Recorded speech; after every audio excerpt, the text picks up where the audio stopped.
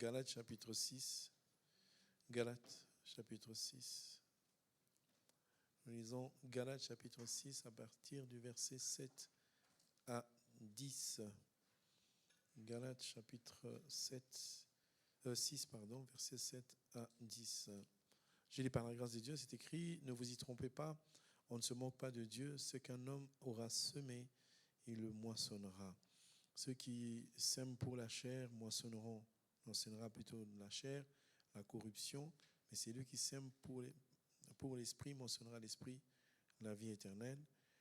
Ne nous lassons pas de faire le bien, car nous moissonnerons au temps convenable si nous ne nous relâchons pas. Ainsi donc, pendant que nous en avons l'occasion, pratiquons le bien envers tous et surtout envers les frères en la foi. Amen. Nous pouvons nous asseoir, que Dieu vous bénisse. C'est un texte qui est difficile. On aurait pu prendre un texte beaucoup plus tendre, mais quand le Saint-Esprit dit, on obéit, on n'a pas d'autre choix que ça. Mais c'est un texte qui est aussi tendre, dans le sens où, moi j'ai toujours pris ça pour deux parts. Dieu parle à deux types de personnes. La première part, c'est Dieu parle aux méchants. Dieu parle aux gens peut-être qui ne le connaissent pas, ou ceux qui connaissent Dieu mais ne veulent pas obéir. Alors Dieu dit, ne vous y trompez pas, on ne se moque pas de Dieu, ce qu'un homme aura semé. Chaque chose que nous posons comme acte, chaque acte plutôt que nous posons dans notre vie est une semence. Ce que nous faisons dans notre vie, nous semons quelque chose. Quand tu dis bonjour à quelqu'un, tu as semé quelque chose. Quand tu donnes de l'argent à quelqu'un, tu as semé quelque chose.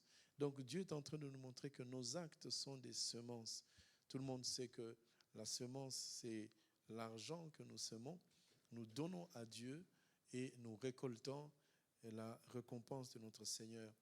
Alors Dieu n'est pas un commerçant. Pour que moi je sème l'argent, Dieu me rend l'argent. Il peut le faire parce que c'est un Dieu de grâce. Parce qu'il a dit, lorsque quelqu'un apporte dans la maison du trésor, il ne manquera de rien dans sa maison. Il ne manquera pas de l'huile, de la farine, ça ne manquera pas. Mais si on s'arrête là en disant, je donne à Dieu de l'argent, je sème à Dieu mes offrandes, Dieu ne va me donner que la nourriture et le vêtement. Ok. Et la maladie, la santé, je fais comment? Qu'est-ce que je dois semer pour récolter la santé? Qu'est-ce que je dois semer pour que mes enfants réussissent? Qu'est-ce que je dois semer pour que mes objectifs soient accomplis et que je puisse donner naissance, que je puisse me marier? Qu'est-ce qu'il faut faire? Qu'est-ce qu'il faut semer? Alors nous voyons que Dieu nous montre que la semence n'est pas que l'argent, n'est pas que l'offrande. La semence, c'est aussi tout acte que nous posons dans notre vie. Et je voulais que chacun puisse méditer là-dessus. Et pour ceux qui ne connaissent pas Dieu ou ceux qui font semblant de connaître Dieu, Dieu dit ne vous y trompez pas. Pourquoi? Parce qu'il dit ce que l'homme a semé, il le moissonnera. Donc, si Dieu dit ne vous y trompez pas, pour moi, je ne sais pas pour vous, moi je crois que Dieu s'adresse aux gens qui ne connaissent pas la parole. C'est bien marqué, ne vous y trompez pas.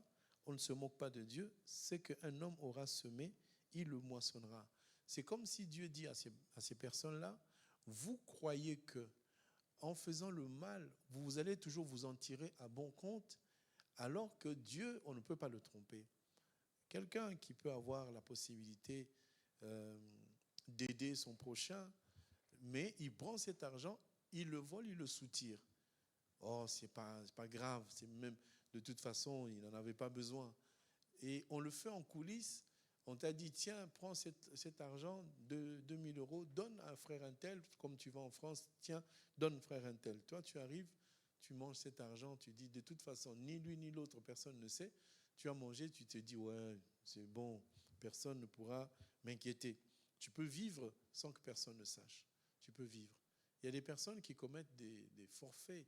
Tu fais quelque chose, personne n'a vu. Tu te dis, non, de toute façon, il n'y avait personne autour de moi, ça ne pose aucun problème. Mais finalement, là, on s'aperçoit que plus tard, la personne commence à vivre une situation qui est compliquée. Alors, on dit, celui qui sème pour la chair moissonnera la chair, la corruption, mais celui qui sème pour l'esprit moissonnera de l'esprit la vie éternelle. Dieu nous dit, ne nous lassons pas de faire le bien. Vous savez, sur cette terre, les hommes, le mal est beaucoup plus important. Le mal est en grand nombre que le bien. Il suffit d'aller dans ta famille, il suffit d'aller chez tes amis, au travail. Tu verras que les gens sont prêts à te faire du mal. Les gens sont prêts à défendre leur propre vie qu'à te laisser faire quelque chose. Vous êtes dans le même bureau et il y a des soupçons qu'il y a une ouverture, une progression professionnelle qui se profile. Tu as toujours été là, présent, tu fais toujours des bonnes choses, tu as des bons résultats, ça avance. Tu verras qu'il y aura toujours une dame ou un monsieur qui ne fait rien du tout, qui lui n'a que des ambitions d'avancer. Il va tout faire, il va passer devant toi. Et quand bien même tout le monde dira, mais cette place, ça conviendrait à un tel parce qu'il est l'homme qui convient à ce poste-là. Les gens diront, non, pourquoi lui? Pourquoi seulement lui? Il y a beaucoup de situations dans lesquelles nous-mêmes, on pourrait dire, qu'est-ce que ça me ferait que je cède ma place à ce frère? Même à l'église, on a tendance toujours à rendre le mal pour le mal. Quelqu'un vient, il est mal accueilli par une sœur, mal accueilli par un frère. Et quand il revient une autre fois, quand il voit la personne dans la rue, il dit, mais cette sœur, elle m'a mal accueilli. Cette personne, elle m'a mal répondu. On a toujours cette tendance à faire du mal. Et la Bible est en train de nous montrer, faisons le bien. Vous savez, j'ai constaté, je me suis un peu mis dans la peau de certaines personnes. J'ai compris que faire le bien, ça fait plus mal à quelqu'un que de faire du mal à quelqu'un. Je ne sais pas pourquoi. Je ne sais pas si vous comprenez. Il y a des gens qui trouvent un malin plaisir à faire du mal aux autres. Et ça leur fait du bien. Quand j'allais à la fac, on avait des profs, bon, bien sûr, c'est au Congo. On avait des profs qui avaient cette réputation. On les appelait des casseurs. C'est-à-dire que quand tu le vois déjà, son nom, son visage, c'est que lui, il vient à l'école pour que vous ne puissiez pas réussir. C'est son délire, c'est son plaisir.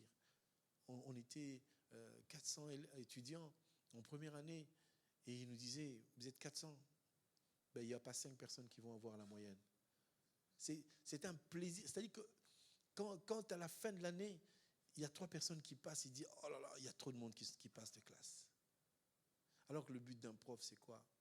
C'est que quand quelqu'un comprend le cours, non, vas-y, passe. Et moi, j'ai toujours dit que l'école, c'est... Bon, pour moi, c'était un jeu, parce que moi, j'allais à l'école, c'était un jeu pour moi. Mais l'école a sanctionné des personnes qui ont été indexées comme étant des ignorants, des gens qui n'ont rien dans la tête. Et pourtant, ce sont des gens qui sont vraiment intelligents, mais parce que la codification ne leur convenait pas. Il y a des génies qui ont échoué à l'école. Il y a des gens qui n'ont même pas le bac. Et on dit, tu n'as pas le bac, ouais, tu es nul. Maintenant, le bac est devenu le modèle. C'est devenu ça, le niveau. Si tu as le bac, c'est que c'est bon. Aujourd'hui, tout le monde tape la poitrine. J'ai bac plus 10, bac plus 8. Ça fait bien. Mais bac plus 8, dans la tête, il y a quoi? Parce que est-ce que c'est le diplôme qui travaille? Il y a des gens qui ont bac plus 8 après avoir triché. On peut tricher. On peut regarder à gauche, à droite. Les anti-sèches, on peut aussi. Il y a des médecins qui sont médecins, mais qui ont triché, surtout en Afrique. Les diplômes n'ont plus de valeur. C'est quoi le diplôme de quelqu'un? C'est le papier qu'on donne ou bien c'est ce qu'on a dans la tête? Il y a des gens qui n'ont pas de diplôme, mais quand tu les vois agir, quand tu les vois travailler, tu te dis, ça, c'est un homme qui sait travailler. Je n'ai pas à contester les diplômes, mais la plupart des gens qui n'ont pas de diplôme, ils ont une intelligence qui dépasse ceux qui en ont déjà. Mais puisqu'ils n'en ont pas, on ne peut pas leur donner un travail plus haut. Est-ce que vous comprenez? Donc, il y a des gens qui ont ce plaisir. Voilà, quand quelqu'un souffre, il rentre à la maison, il est content, il dit c'est bien fait pour lui. Et ça, c'est ce que Dieu est en train de dire. On ne se moque pas de Dieu. Amen, amen. Dieu est en train de dire on ne se moque pas de Dieu. On ne se moque pas de Dieu parce que tout ce que tout le monde aura, ce que toi tu auras semé, tu vas le récolter. Mais je ne veux pas garder que ce côté-là. Je veux garder aussi le deuxième côté. C'est que il y a aussi des personnes qui ne font que le bien et qui espèrent que dans ce bien-là, Dieu va se souvenir d'eux. Et j'ai constaté la plupart des personnes qui font le bien, ils sont toujours mal vus, mal notés, toujours mis à l'écart et incompris. Quand quelqu'un se bat pour faire le bien, c'est qu'il n'arrive peut-être pas à le faire ouvertement, il n'arrive pas vraiment à exprimer ce qu'il a envie. Mais toujours on dit, celui-là c'est un voleur, celui-là c'est un mauvais. Mais l'intention qu'il a dans son cœur, c'est de faire le bien, mais il n'arrive pas à faire le bien visiblement, parce que peut-être qu'il n'a pas les moyens, ou peut-être que les gens ne comprennent pas. Et souvent, moi je dis et je conseille souvent à l'église, ne vous fiez pas à l'apparence. Il y a beaucoup de personnes que nous avons exclues à l'église. Nous avons dit, celui-là, là, ça c'est un païen, ça c'est une païenne, elle fait que ça. Et quand on a fait une interview avec le docteur à Nice, c'est vrai que quand on pose la question, oui, quand un pasteur fait le mal, il faut le jeter en pâture, il faut le mettre dehors, il faut l'insulter, il faut crier dessus. Et tout le monde est content. Quand vous avez vu sur Internet, un pasteur a pris la femme de quelqu'un, enfin pas à l'église, mais il a beaucoup de femmes, il va à gauche, à droite, il triche. C'est pas bien. Doctrinalement parlant, on ne peut pas acclamer ce genre de personnes. On ne peut pas. C'est pas bien. Mais moi, j'ai dit ceci. Est-ce qu'on ne peut pas prendre cet homme-là, le faire asseoir entre quatre murs, parler avec lui, lui poser la question? Et les gens qui commettent le péché, pas parce qu'ils en ont envie, mais parce qu'il y a quelque chose qui ne va pas dans leur vie. Que de prendre quelqu'un, de le faire monter sur la chair. Vous avez vu cet homme-là? C'est un impudique, c'est un sorcier. On va les chasser de cette église. Allez, sors, tchou, dehors, devant tout le monde. Il est marié, il a des enfants, et on le met dehors comme ça. Et tout le monde sur Internet acclame, tout le monde dans l'église acclame. On a attrapé un violeur, un voleur, on a attrapé un impudique, on le met dehors. Nous ne sommes pas d'accord avec le péché. Est-ce que tout le monde est d'accord? On n'est pas d'accord avec le péché. Mais quand on traite quelqu'un, il faut avoir de la compassion. Sachez que si quelqu'un tombe aujourd'hui, demain Dieu peut le relever. Il faut avoir cette compassion et de ne pas toujours condamner quelqu'un. On ne comprend pas les gestes des uns des autres. Si quelqu'un fait un geste, il ne faut pas dire non, il a bien fait, même si on voit. Le péché, c'est un péché. On condamne le péché. Mais quelquefois, quand tu vois quelqu'un répéter quelque chose, peut-être qu'il y a quelque chose qui ne va pas. Il faut le faire asseoir, parler avec lui. Si ce n'est pas une possession démoniaque, c'est peut-être quelqu'un qui n'arrive pas à s'exprimer. Vous devez savoir que quand une femme est dans la colère, elle ne le dit pas, mais elle s'exprime. Elle fait quelque chose qui ne plaît pas. Elle peut laisser les clés par terre, elle peut jeter quelque chose, mais elle voulait juste faire un signal que voilà, regardez-moi, j'ai un problème, aidez-moi. Vous savez, quand un enfant, il commence à casser des choses dans sa chambre, il s'enferme, il ne parle plus, et les gens disent, mais cet enfant est devenu fou, qu'est-ce qui se passe dans sa vie? On ne le comprend pas, il ne dit plus bonjour à quelqu'un, il rentre, il claque la porte, il devient insolent, impoli. Peut-être qu'il a changé de vie, mais peut-être qu'il a quelque chose à réclamer. Surtout dans des maisons où les parents... Nous, on était dans des maisons où le père, la mère, on ne devait pas dire un mot. Tu n'es pas content, c'est ton problème. On ne peut pas dire à maman, je ne suis pas d'accord. Tu n'es pas d'accord avec qui? Avec ta maman. Qui? Toi? Toi, tu n'es pas d'accord avec ta maman? Mais tu ne vivras plus. On va te frapper. On va te punir, tu ne mangeras pas. On n'avait pas le droit de parler. Il y a quelque chose qui ne va pas, tu ne dis rien, tu te tais. Tu n'as rien le droit de dire. Et c'est comme ça que la vie est faite. Amen, amen. Je ne vais pas rester sur quelque chose qui est tragique, mais Dieu m'a mis ça à cœur aujourd'hui. Ce n'était pas moi qui devais parler, mais on apporte ce que Dieu nous donne. On va aller dans le livre de 2 Samuel, chapitre 11. On va voir le cas d'une personne qui a eu ces deux parts, ces deux parties. Ces deux parties. Je voulais parler de quelqu'un qui s'appelle Salomon. Je voulais parler de cet homme. Je méditais un peu sur lui, mais je ne vais pas parler vraiment de lui, je vais parler de son père. J'ai parlé de David, mais j'ai envie de vous montrer comment Salomon est venu au monde et pour comprendre que Dieu restera toujours Dieu. 2 Samuel chapitre 11, à partir du premier verset, c'est écrit « L'année suivante, au temps où les rois se mettaient en campagne, David envoya Joab avec ses serviteurs et tout Israël pour détruire les fils d'Ammon et pour assiéger Rabba. Mais David resta à Jérusalem. Un soir, David se leva de sa couche et comme il se promenait sur le toit, de la maison royale, il aperçut de là une femme qui se baignait et qui était très belle de figure. David fit demander qui était cette femme et on lui dit, n'est-ce pas Bathsheba, fille d'Aliam, femme de Uri le Héthien? Et David envoya les gens pour la chercher. Elle vint vers lui et il coucha avec elle. Après s'être purifiée de sa souillure, elle retourna dans sa maison. Cette femme devint enceinte et elle fit dire à David, je suis enceinte. Alors David expédia cet ordre à Joab, envoie-moi Uri le Héthien. Et Joab envoya Uri à David. Uri se rendit auprès de David qui l'interrogea sur l'état de Joab, sur l'état du peuple et sur l'état de la guerre. Puis David dit à Uri, descends dans ta maison et lave tes pieds. Uri sortit de la maison royale et il fut suivi d'un présent du roi. Mais Uri se coucha à la porte de la maison du royal avec tous les serviteurs du maître et il ne descendit point à la maison. Et on informa David et on lui dit, Uri n'est pas descendu dans sa maison. Et David dit à Uri, n'arrives-tu pas de voyage? Pourquoi n'es-tu pas descendu dans ta maison? Uri répondit à David, l'arche de l'Israël et de Juda habite sous des tentes, mon seigneur Joab, et les serviteurs de mon seigneur campent en rase campagne, et moi j'entrerai dans ma maison pour manger, boire, pour coucher avec ma femme. Aussi vrai que tu es vivant, que ton âme est vivante, je ne ferai point cela. David dit à Uri, reste encore ici, aujourd'hui et demain je te renverrai. Et Uri resta à Jérusalem ce jour-là et le lendemain. David invita à manger, à boire en sa présence, et il l'enivra.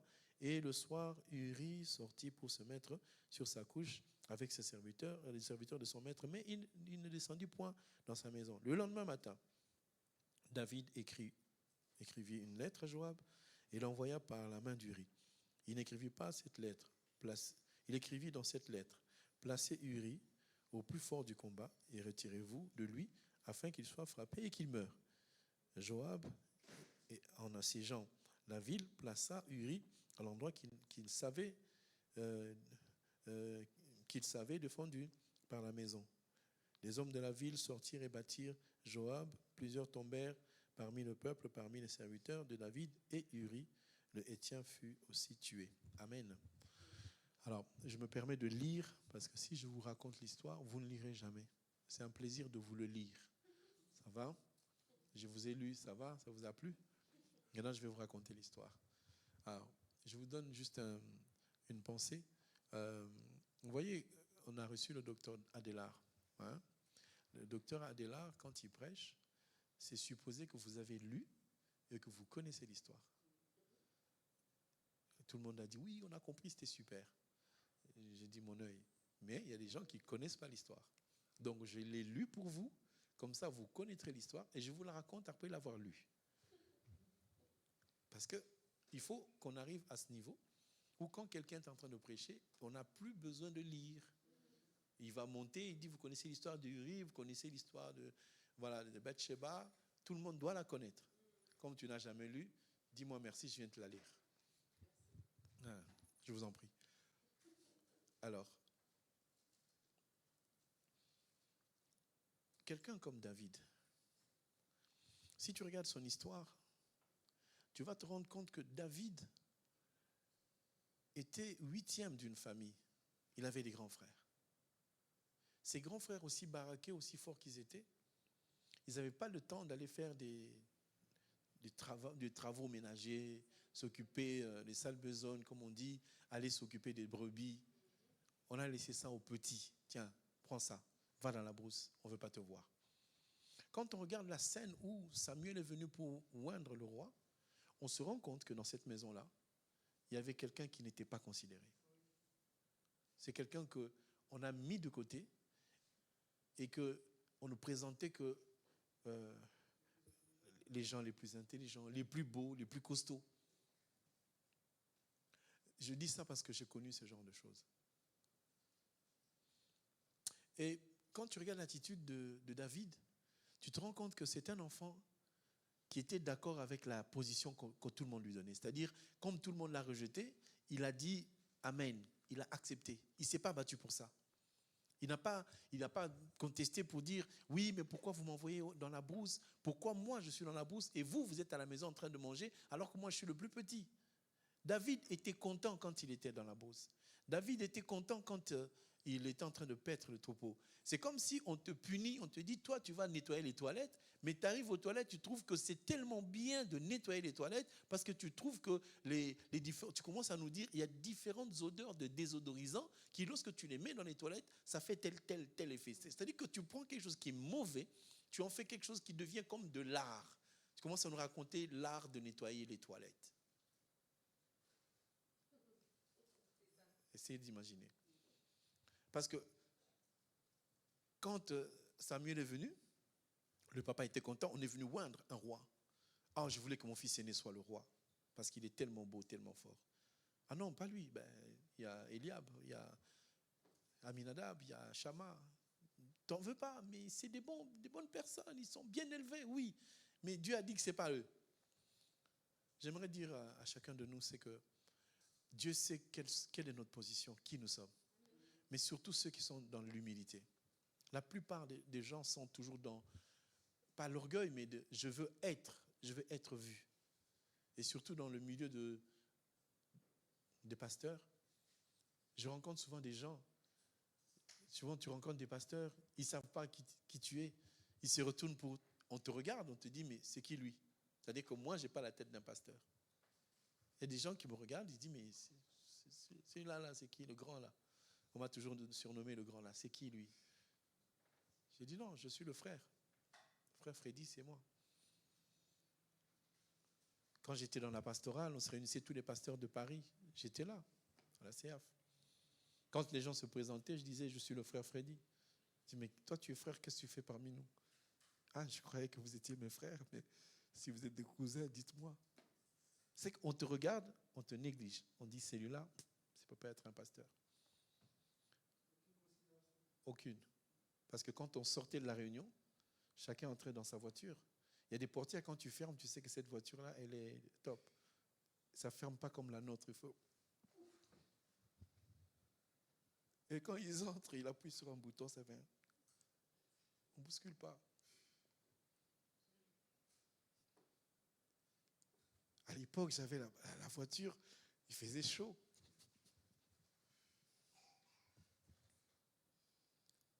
Et là, on se pose la question, il est pasteur? Toi, un pasteur avec ça? Considération. David était content du travail qu'il faisait. Sois content de ce que tu fais. N'envie pas quelqu'un d'autre, parce que tu ne sais pas. Si David n'était pas en brousse, peut-être qu'on ne l'aurait pas appelé. S'il était peut-être là, on aurait pu dire, bon, pas lui. Mais il était en brousse, il était content de faire ce qu'il faisait. Parce qu'il faisait paître les troupeaux de son père. Ce n'était pas ses troupeaux à lui. Il veillait. Si un troupeau meurt, ce sera lui le responsable. Et vu son humilité, Dieu l'a appelé, il a oint face à toutes ces grandes personnes. Mais quand il a oint, il est resté toujours dans la brousse. Des fois, quand Dieu nous élève, on est pressé de prêcher.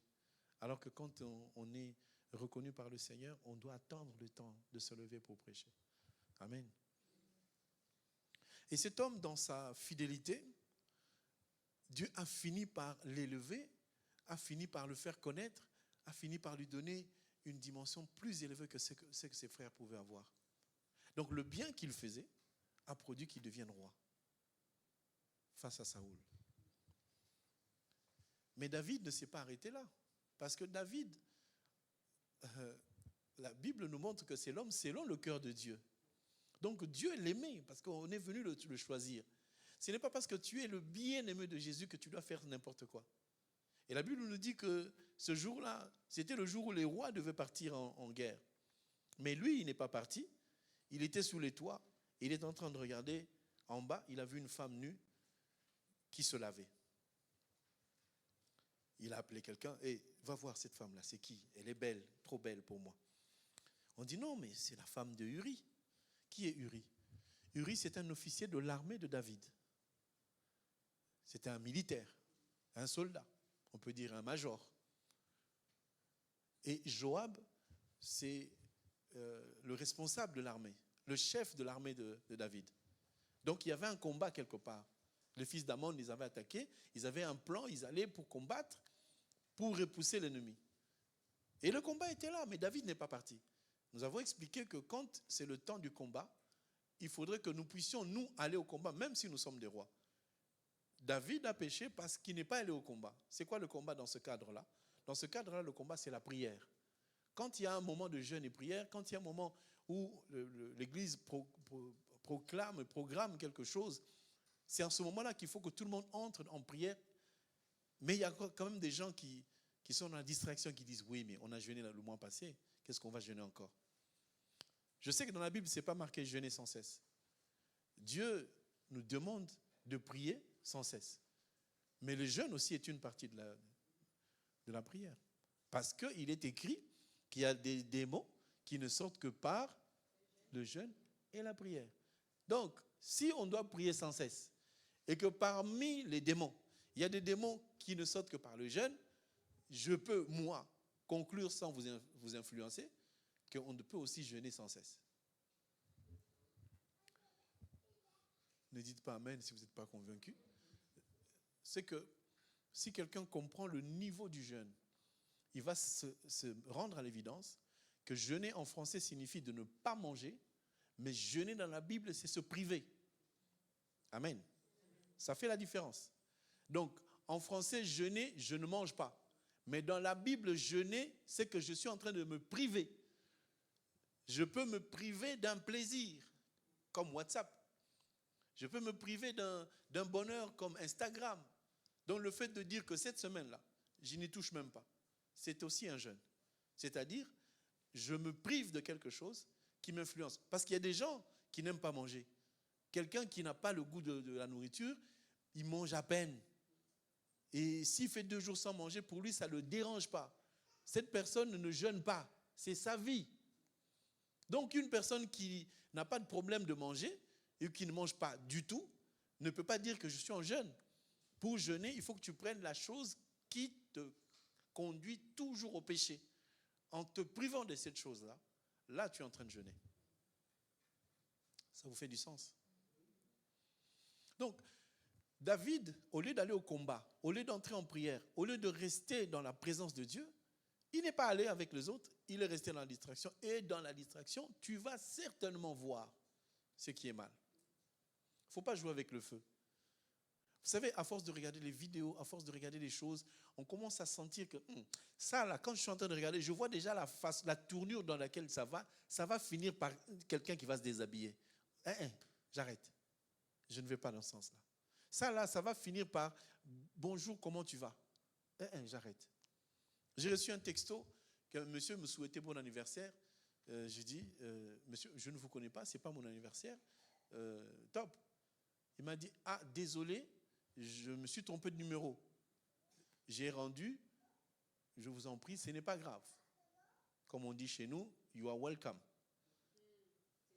Et qu'est-ce que la personne, elle fait? Quand elle voit que je m'excuse et que je dis que you are welcome, elle me renvoie un texto. Est-ce que tu veux quand même rester mon ami? Je dis, tu t'es trompé, finalement tu ne t'es pas trompé, maintenant tu commences à me faire un appel. Dans ce cadre-là, homme ou femme, je ne donne pas suite. Mais toi, ma soeur, peut-être que tu vas dire, je vais savoir qui c'est.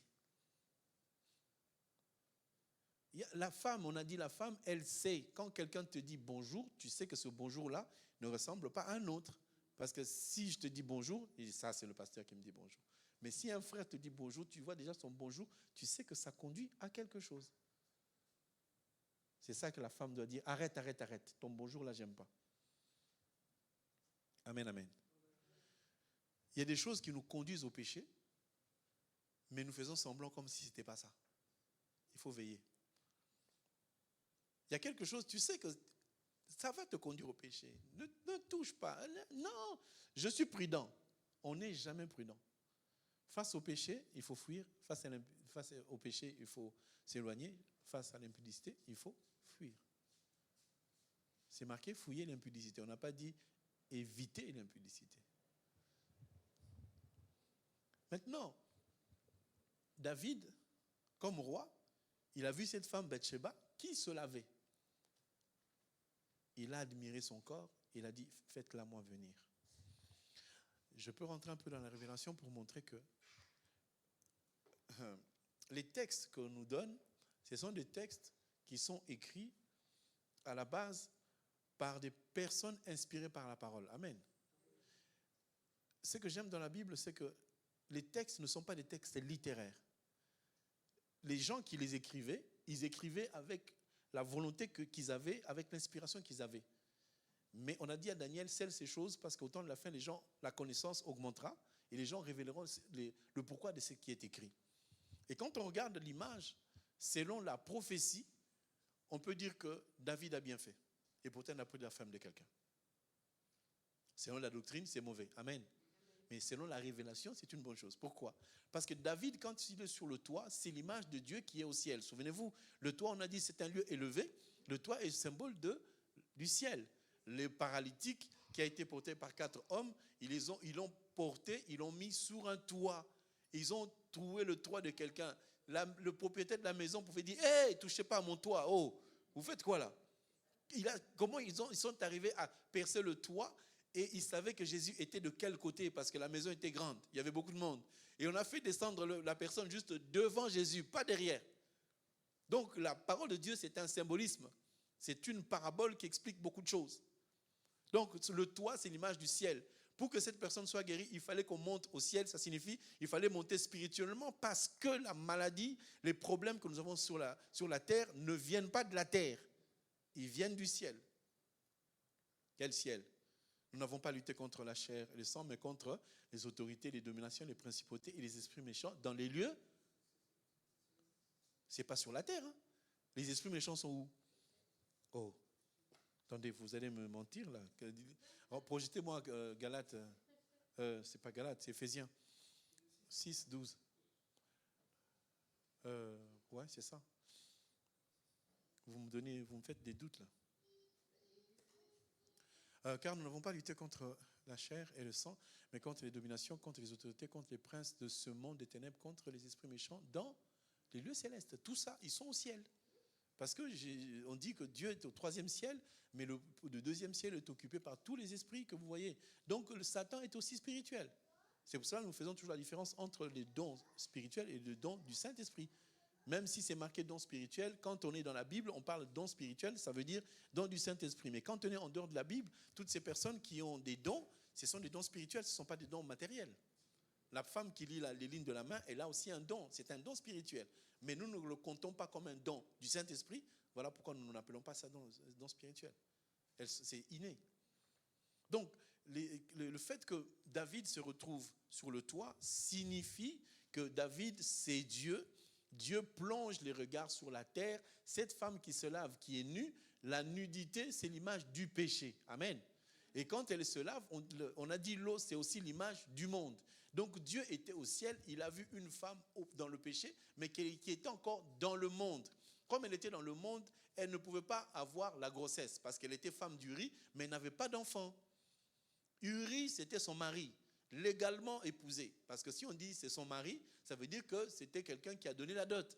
Mais vous avez remarqué que Uri n'allait pas vers sa femme. Uri ne couchait pas avec sa femme parce que Uri avait, comme on peut dire, la crainte. C'est comme s'il avait ce qu'on appelle la stérilité. Il ne pouvait pas enfanter. Il ne pouvait pas donner la semence à sa femme. C'est pour ça qu'il ne voulait pas. Donc, c'est l'image de Dieu qui nous a regardés, nous, qui étions nus parce que nous étions dans le péché et que nous étions en train de nous laver, donc nous étions dans le monde.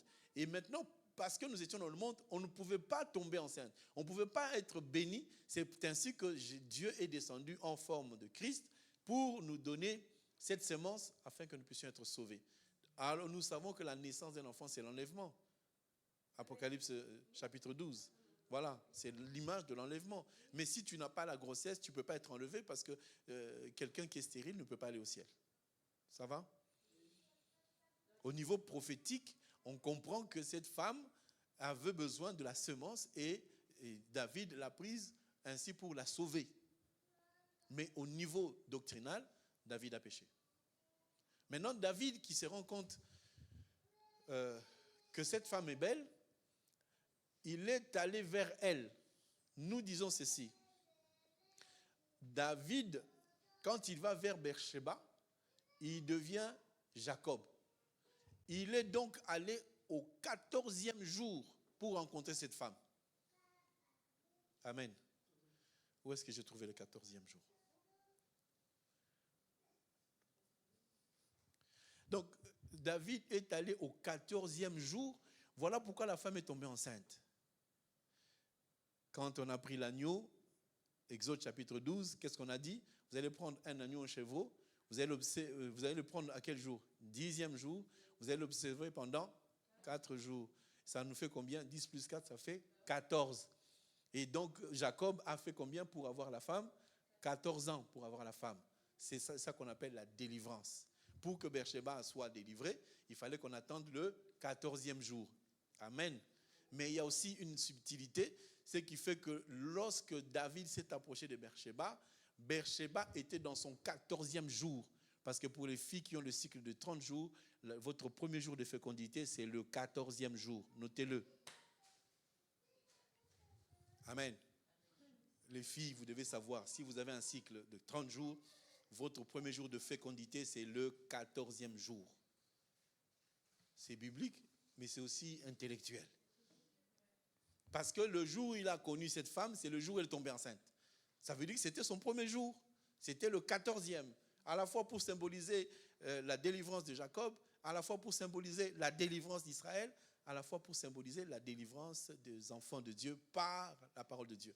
Puisque ce jour-là, même si on arrive au 14e jour et qu'elle était toujours la femme d'Uri, elle n'aurait pas la grossesse. Mais il a fallu que David vienne comme Christ pour lui donner la délivrance le 14e jour. Et notez-le, pour une fille qui a des cycles, c'est le 14e jour qui est le jour de fécondité, premier jour de fécondité. Pour ceux qui ne savent pas, posez-moi la question, on va vous expliquer le cycle. Ça permettra d'expliquer à certains couples que l'espacement des grossesses est facilement calculable. Alors, maintenant, cette femme, elle tombe enceinte. Du coup, elle dit à David, elle fait dire à David, hey, mon roi, c'est toi, hein, je suis enceinte. Le roi était paniqué. Et il dit, si cette femme est enceinte, c'est la femme d'Uri, donc ça va se savoir. Maintenant, il commence à chercher la solution. Il appelle Uri. Uri, viens là. Uri, c'est son major, son officier de l'armée. Il dit, ça va, tu te sens bien. Tu reviens du combat, non? Oui. Mais rentre chez toi, tu as besoin de te réjouir avec ta femme. Uri dit, non. Comment? Tu ne veux pas aller te réjouir avec ta femme? Tu as passé du temps au front, tu t'es battu. Rentre chez ta femme, elle a besoin de toi, va dormir auprès de ta femme. Uri dit, chef, la guerre n'est pas finie. Moi, je vais aller dormir avec ma femme, alors que l'âge de l'Éternel est dehors, les officiers sont dehors, les serviteurs sont dehors. Ah non, moi, je ne vais pas aller. En tout cas, moi, j'aime le roi. Le roi, il dit, il ne faut pas m'aimer. Rentre chez toi. Il voulait simplement que Uri couche avec sa femme pour qu'il masque un peu ce forfait qu'il avait fait. La deuxième fois, il dit à Uri, on va manger ensemble. Il a mangé, il lui a donné la bière, enfin pas la bière, le vin, il s'est enivré. Il dit, maintenant, va rejoindre ta femme. Ils sont sortis pour aller rejoindre sa femme. Il n'est même pas allé. David est allé dormir, il dit, enfin, il rentre voir sa femme.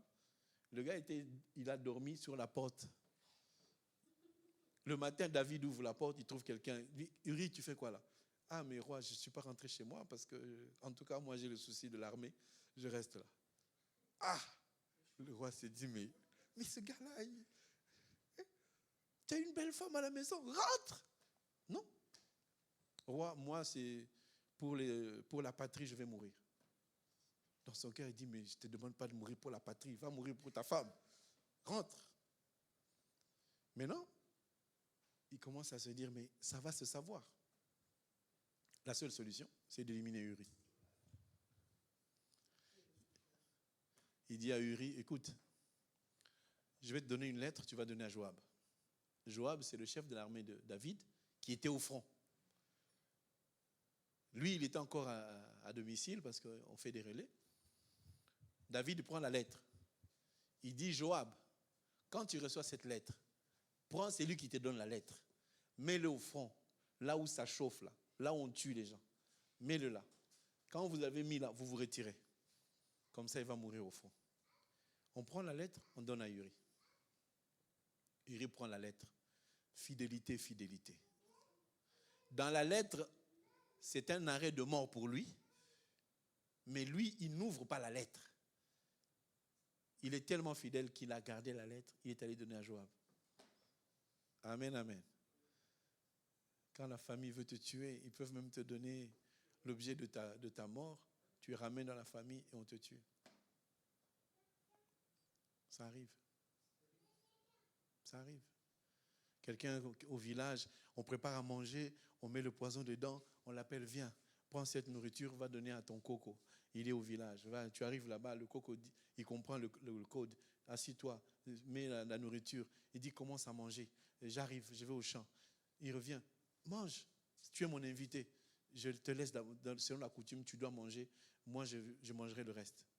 Ah, il faut que oui, tu manges. Quand tu as fini, débarrasse. On apprend que tu es mort. C'est toi qui as ramené toi-même ton poison. Priez avant de faire quoi que ce soit. Moi, je vais au village. On sort la nourriture, je mange. Le village, là.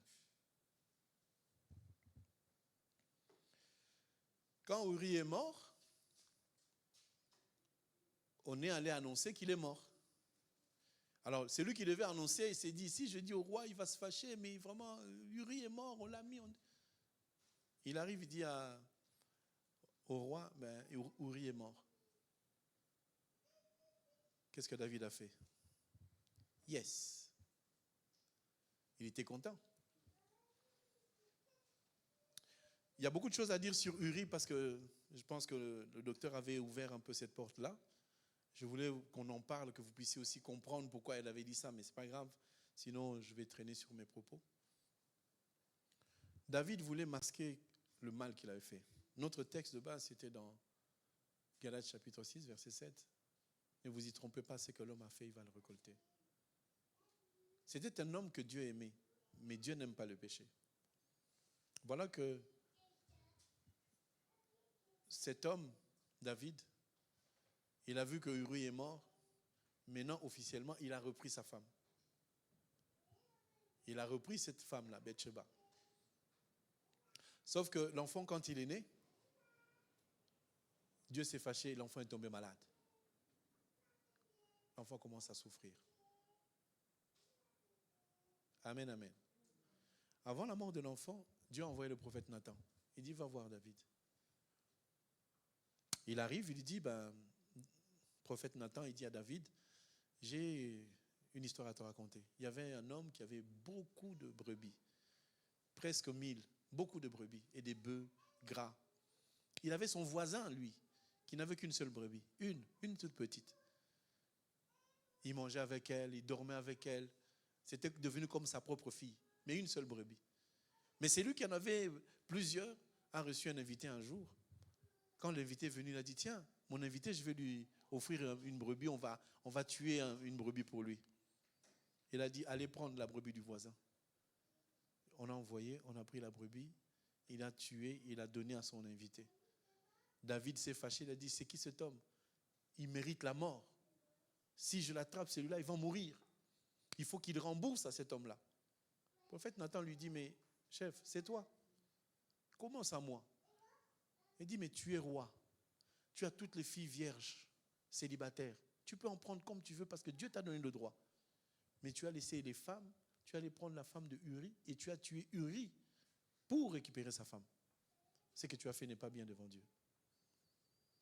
Et c'est là que David s'est mis à pleurer. Quelqu'un connaît le psaume 51? Le psaume 51 que vous lisez tout le temps, c'est le psaume qui vient de cette histoire.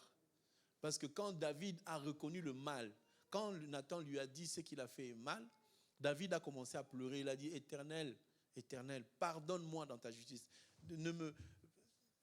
Les gens retiennent ça. Hein. Souvent, quand tu demandes aux gens le psaume 51, ils le récitent par cœur parce que quand un frère me disait, pasteur, je connais ce psaume par cœur parce que chaque fois que je péchais, je le répétais. Mais comme je péchais tous les jours, donc finalement, Il n'avait même pas besoin d'ouvrir la Bible, il le connaissait. Ah, c'est marqué, lorsque Nathan, le prophète, vint à lui auprès de David, fut allé vers Bathsheba. Oh Dieu, aie pitié de moi dans ta bonté, selon ta grande miséricorde. Efface mes transgressions, lave-moi complètement de mon iniquité et purifie-moi de mon péché. Je reconnais mes transgressions. Il y a beaucoup de gens, au lieu de prier, ils récitent le psaume 51. Le psaume 51, ce n'est pas une prière. Quand tu as péché, viens dire au pasteur, pasteur, j'ai fait ça. Si tu as péché 10 fois, viens 10 fois, on te mettra la honte parce que tu as péché. Ce que j'aime chez David, c'est que David est un homme sincère. Quand on lui a dit le mal qu'il a fait, il a reconnu. Dieu aime ceux qui reconnaissent leur mal. Beaucoup de gens sont dans l'orgueil. Moi, je n'ai pas péché, commence à me sortir le verset. David a reconnu, il a demandé pardon à Dieu. Mais par contre, en demandant pardon à Dieu, l'enfant était toujours malade. David s'est mis à jeûner. Il a porté le sac. David a pleuré devant Dieu. Bien aimé, il y a des personnes qui nous font souffrir à l'église parce qu'ils ont commis des péchés. Au lieu de confesser simplement, il y a des péchés qui sont pardonnés par la confession. Il y a des démons qui partent par la confession. Quand tu confesses, tu sais que tu as mal fait. Tu demandes pardon à Dieu. Mais il y a des péchés, il ne faut pas confesser tout seul. Vous avez vu le péché d'impudicité? Il a fallu que Nathan vienne. Même si David était roi. Mais Nathan est venu. David a confessé, oui, j'ai fait mal. J'ai fait quelque chose qui est mal. Que Dieu me pardonne. Dieu lui a pardonné, mais l'enfant est mort.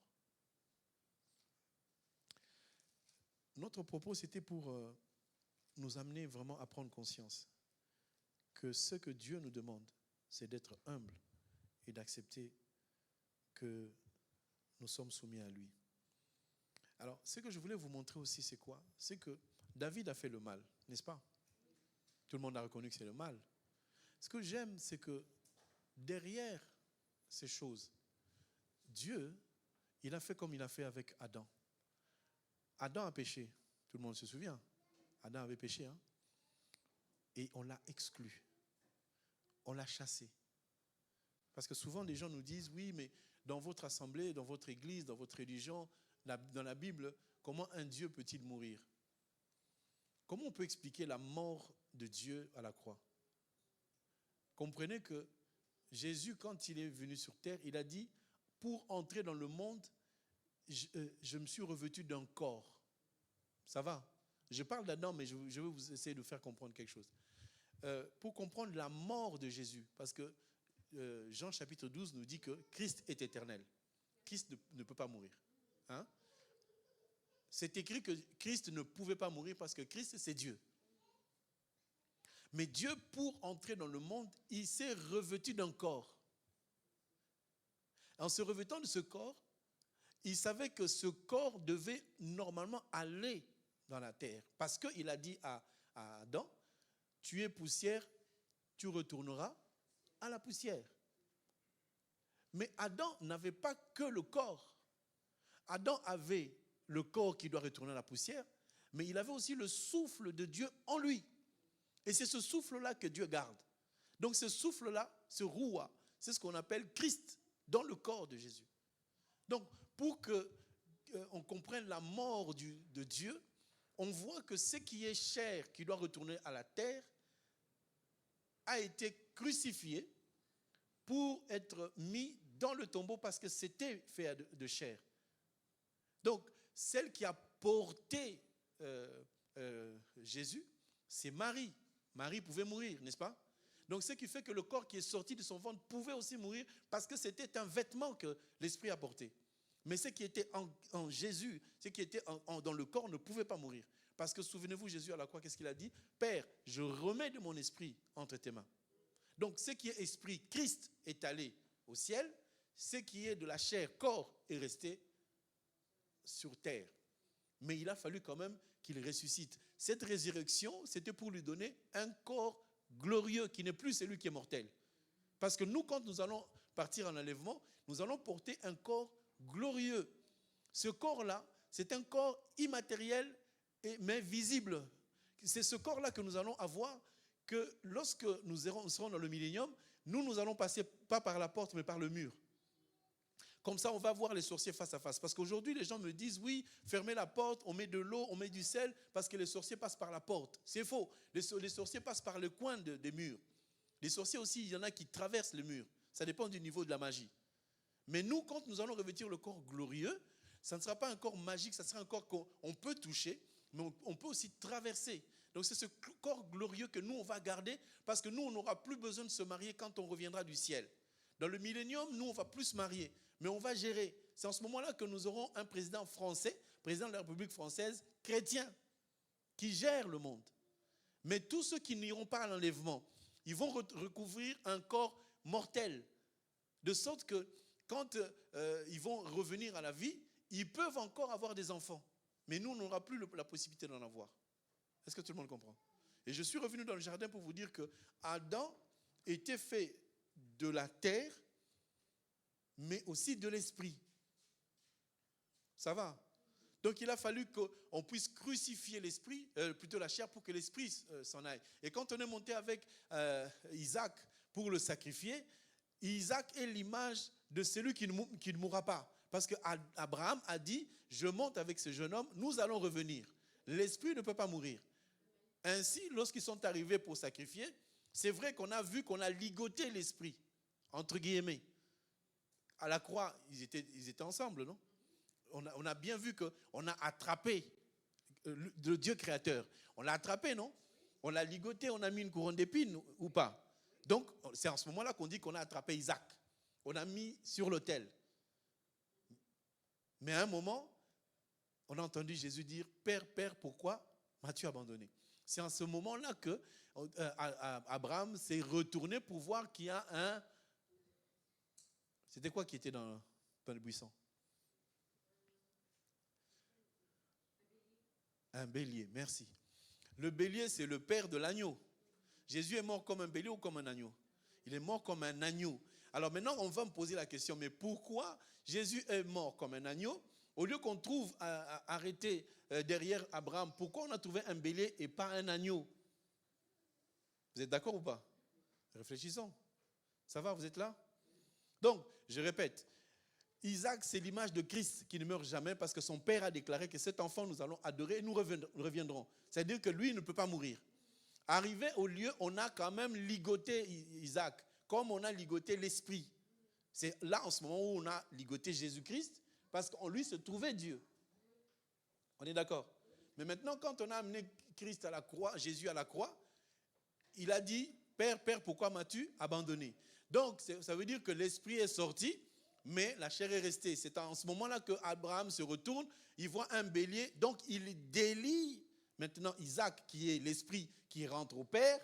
Maintenant, il y a le bélier. Mais ça ne devait pas être un bélier, ça devrait être un agneau.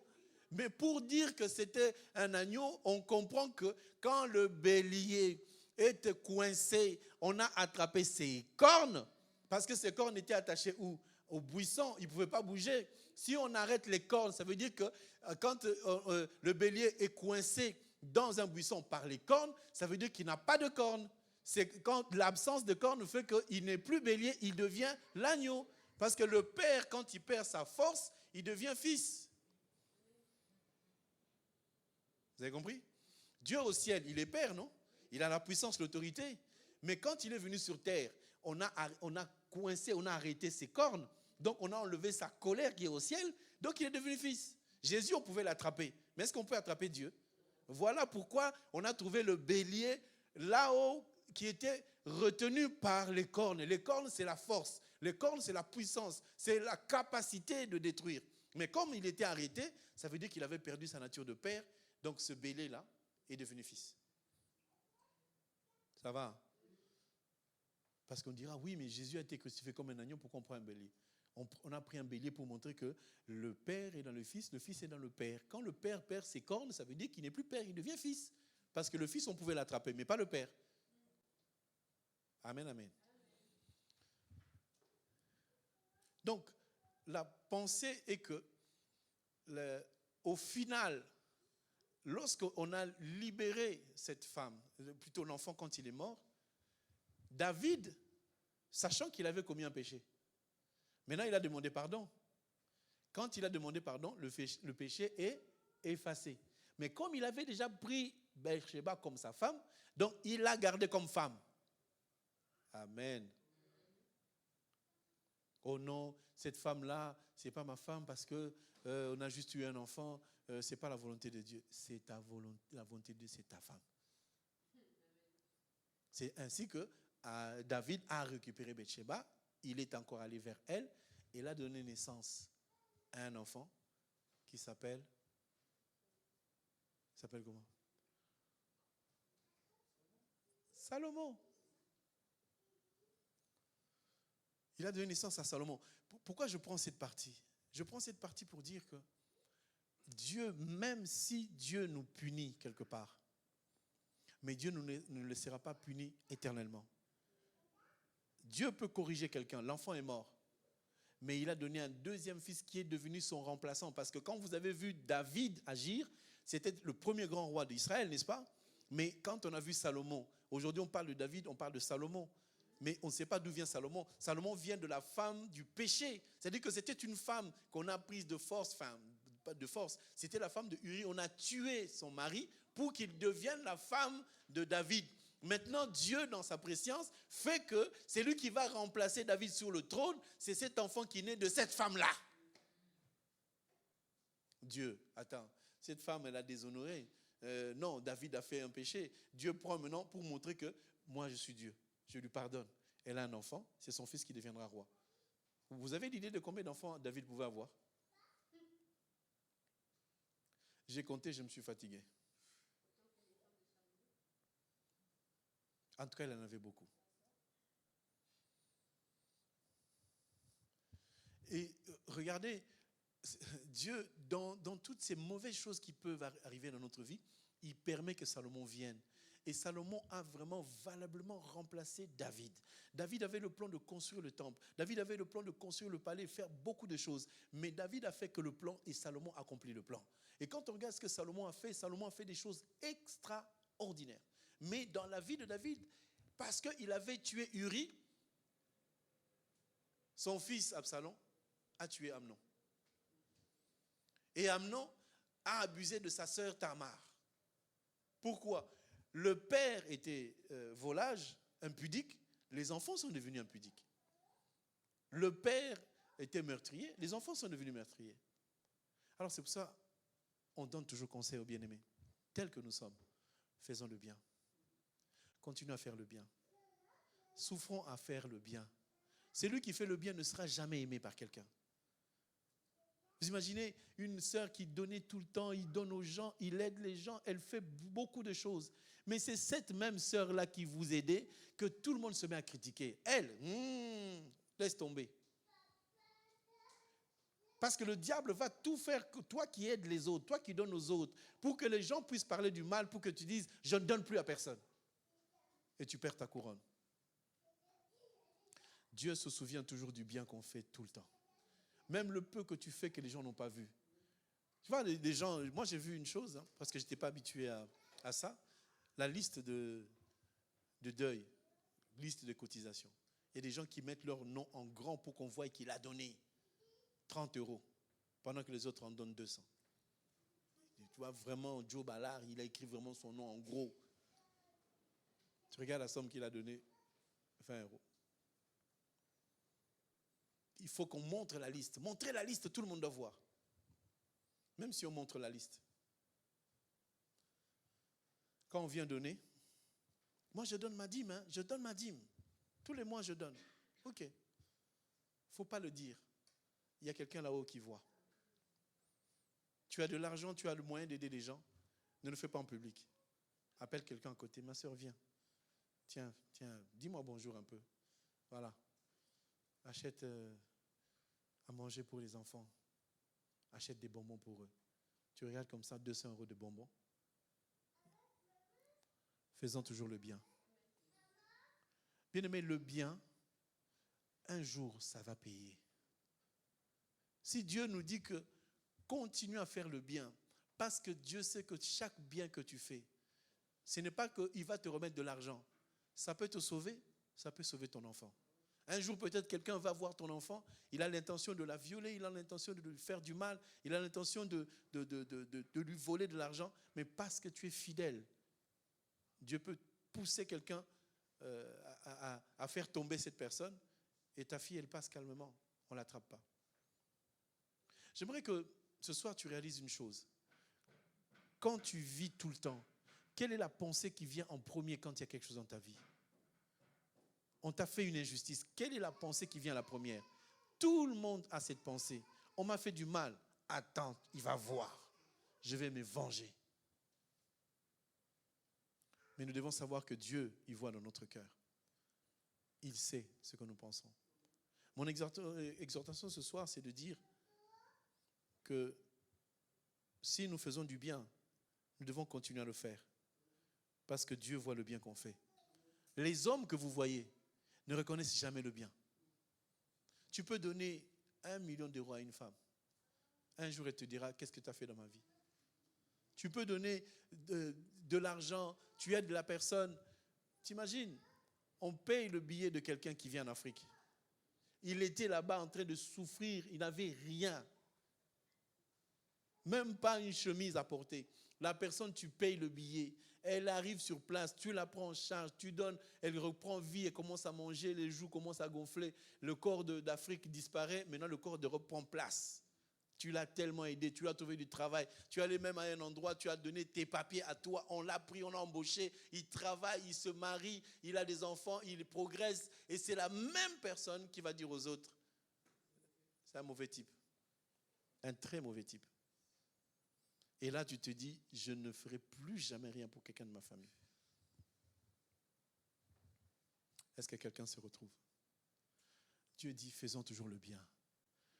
Ne faisons pas le bien pour que les gens voient, faisons le bien pour que Dieu agrée. Tout le bien que nous faisons. Même si un jour, parce que vous savez, ça m'arrive aussi. Des fois, je m'assois, je me dis, hé Seigneur, tu te bats pour que quelqu'un se marie. Tu fais tout, tu ne dors pas, tu jeûnes, tu conseilles. Quand la famille n'est pas d'accord, tu vas, tu fais tout, tu fais tout. Finalement, il se marie. Un miracle. Après 2 ans de hauts et de bas, tu t'es battu jusqu'au point où tu es arrivé à les poser dans leur maison. Voici votre maison. C'est bon, ok, à partir de maintenant, vous êtes ensemble. Tu es content d'avoir fait quelque chose. Quelques années plus tard, tu apprends le pasteur Freddy, c'est un escroc. Tu t'assois, tu dis, mais Seigneur, pourquoi je l'ai aidé? Dieu te dit, continue à le faire. Après, on oublie, on continue. Continuons à faire le bien. Quelqu'un t'a fait du mal, oublie, avance.